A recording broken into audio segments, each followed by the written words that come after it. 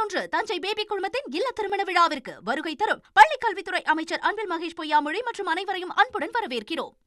விஜய் பிரச்சாரம் குறித்து தாவேகா சார்பில் சரியான பதில் அளிக்கவில்லை என்று காவல்துறை தகவல் தெரிவித்திருக்கிறது.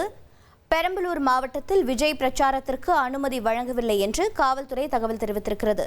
அண்மை செய்தியாக பார்க்கிறோம். மேலும் விவரங்களை செய்தியாளர் ராஜேஷ் வழங்கிட கேட்கலாம். ராஜேஷ் வணக்கம். காவல்துறையின் இந்த தகவலிற்கு நோக்கம் என்ன?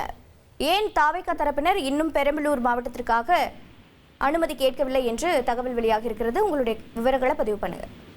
நிச்சயமா மேடம். இது பாத்தீங்கன்னா பெரம்பலூர் மாவட்டத்துல கடந்த போன வாரம் பாத்தீங்கன்னா புஷி ஆனந்த் விஜய் பிரச்சாரத்துக்காக மனு டிஎஸ் ஆபீஸ்ல வாங்கினார்.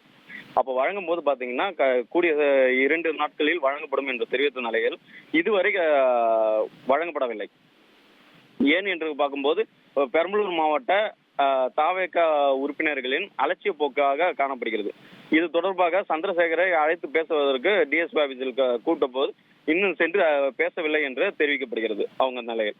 இப்போது பாத்தீங்கன்னா இன்னும் ஓரிரு நாட்கள், அதாவது இன்று மற்றும் நாளை மட்டுமே இருக்கும் நிலையில் இதுவரை இன்னும் வழங்கப்படவில்லை என்றும் விஜய் பிரச்சாரம் பண்ணுவதில் தயக்கம் ஏற்படும் என்றும் தெரிவிக்கின்றனர்.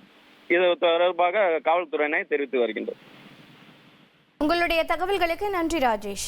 செப்டம்பர் 11 தஞ்சை பேபி குழுமத்தின் இல்ல திருமண விழாவிற்கு வருகை தரும் பள்ளிக்கல்வித்துறை அமைச்சர் அன்பில் மகேஷ் பொய்யாமொழி மற்றும் அனைவரையும் அன்புடன் வரவேற்கிறோம்.